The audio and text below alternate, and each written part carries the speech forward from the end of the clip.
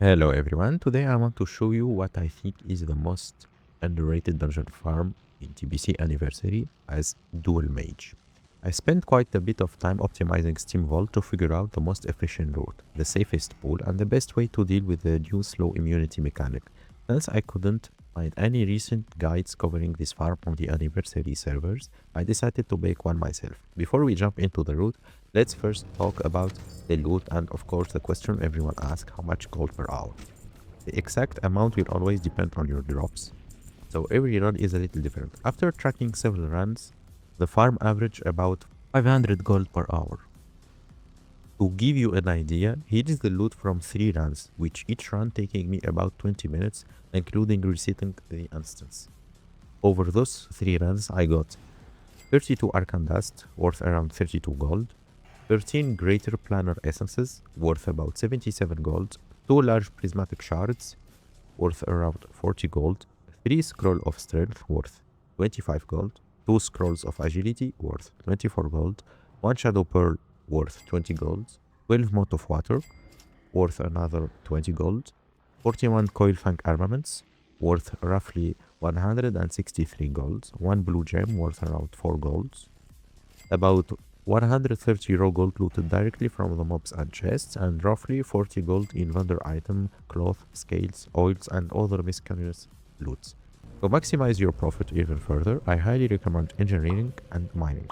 There are 2 chests in the dungeon, and 1 cloud, and several mining and herbalism nodes throughout the run. Personally, I only have engineering, so I'll be showing the chest location and the steam cloud. But if you have mining and herbalism as well, you can squeeze even more gold out of every reset. Now that we've covered the loot, let's get into the route. So the first pool, the goal is to gather every pack in this first section before stopping in this corner. The pool itself is pretty straightforward, but there are a couple of reasons why we clear this area first. First, we have to clear it just to pass through. Second, there is a chance for a chest to spawn just after this pack, so we want the path completely clear before moving on. This is also one of the hardest pools in the entire route. Most of the difficulty comes from the healers and the patrols, so beware to not pull the elemental. So I recommend using all of your major cooldown here. Pop Icy Vein, Water Elemental, Trinket, and just use Cold Snap afterward. In general, this first section is the most dangerous part of the dungeon. Once you get through it, the rest of the route becomes much smoother and consistent. There is also another pack that is hard like this, but we will cover it later.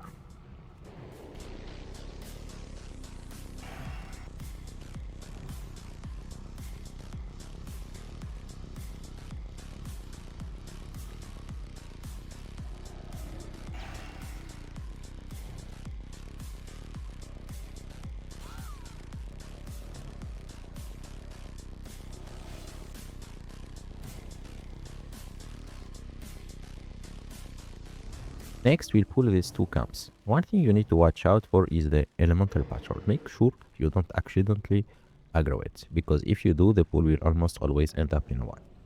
The main reason we're clearing these 2 packs is because there is a chance for a chest to spawn between them.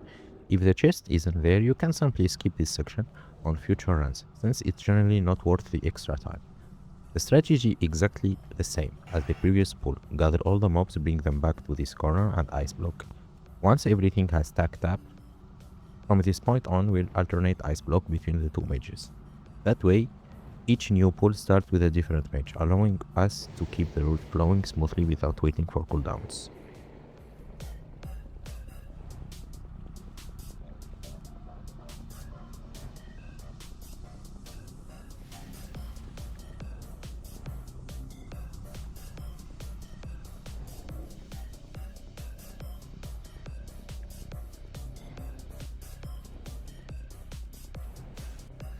For this next pool, we first need to wait for both patrols to clear the path. Once the way is open, simply move between them and position yourself behind the pillar. This is one of the harder pools in the route. Not because of the number of mobs, but because the space is extremely limited. You have very little room to move around, and if you back up too much while trying to create distance, you will pull the giant behind you. So the most important thing here is your positioning. Stay close to the pillar, keep the mobs grouped tightly, and avoid moving too far backward. Once you get the positioning right, the pool becomes very consistent. So here, Just hug the pillar and wait for the right moment. There are patrol moving back and forth through the corridor in front of us. Once they come into range, you can see their nameplates appear, and that's your signal to move in and pull everything together. This pull is another one of the most difficult ones in the route because of the tight space and the timing required with the patrol. Make sure you don't rush it. Wait for the right opening, gather everything cleanly, and use all available cooldown here to make the pull as safe and consistent as possible.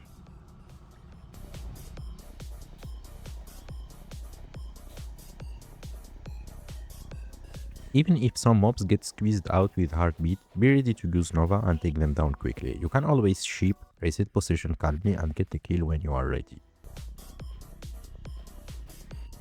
Now that we've cleared this pack, we have opened up a lot more space to move around freely. With this area cleared and the patrol behind us, we can use this position to set up another pull. However, I only recommend doing this pull if there is a chest in front of us. Without the chest, this pack is usually not worth the extra risk and time. The reason is that there are a lot of things that can make this pull complicated.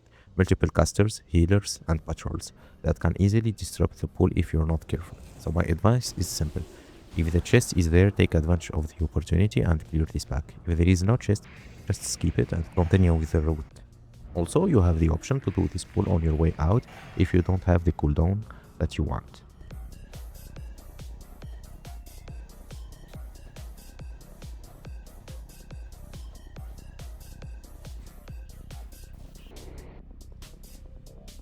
Now that we continue through the corridor, the route becomes much easier. For this pull, we simply wait for the patrol to be in the right position, then we pull these mobs together with it.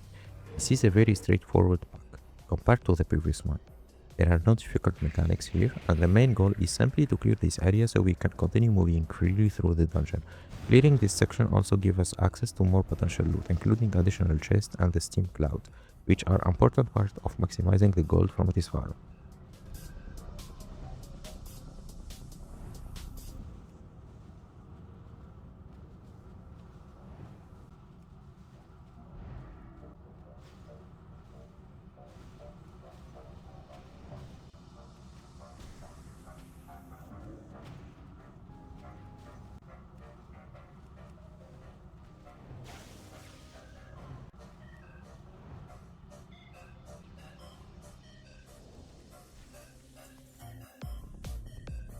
Now we have reached a very spacious spot, a lot of room to work with. Also, there is a chest position here, so we can gather everything in this area and bring them into this position. The important thing here is that we have a great line of sight spot. On top of that, the mobs are very numerous, so the loot is very great.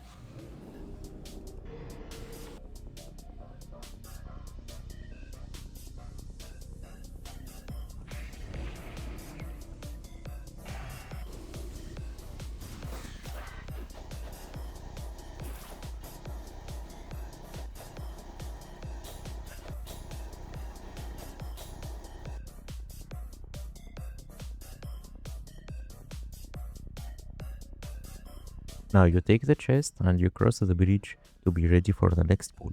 And now we use invisibility to pass through these mobs and reach the farthest Naga pack. Once you pull them, back to your stationed mage and ice block.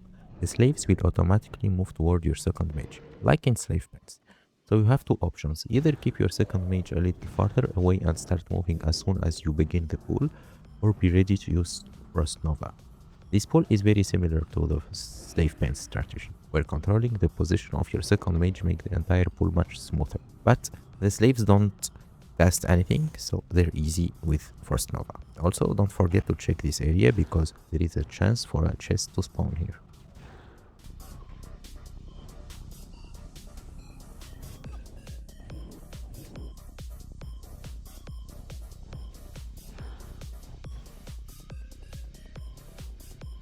Now this pack is really good for two reasons. The mobs are very simple and slow, and they are neutral, so you can take a position that can suit you. And since there are 11 mobs, the loot is great. Don't miss out on them. The only problem is that they need to be pulled one by one. They have no social aggro, so you gotta pull them with AoE like rank 1 Blizzard. Group them and take them down.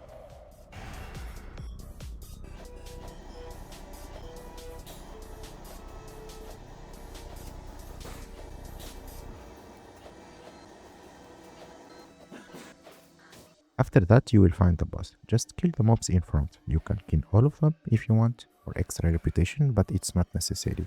You can kill the first pack, squeeze to the left, they drop nothing, just reputation, so pretty useless. Also, they have 5k HP, so very easy to kill. There are 2 mining nodes, 1 herb node, and a cloud. Get them, go out, reset, enjoy your farming. Thank you for watching, and bye bye.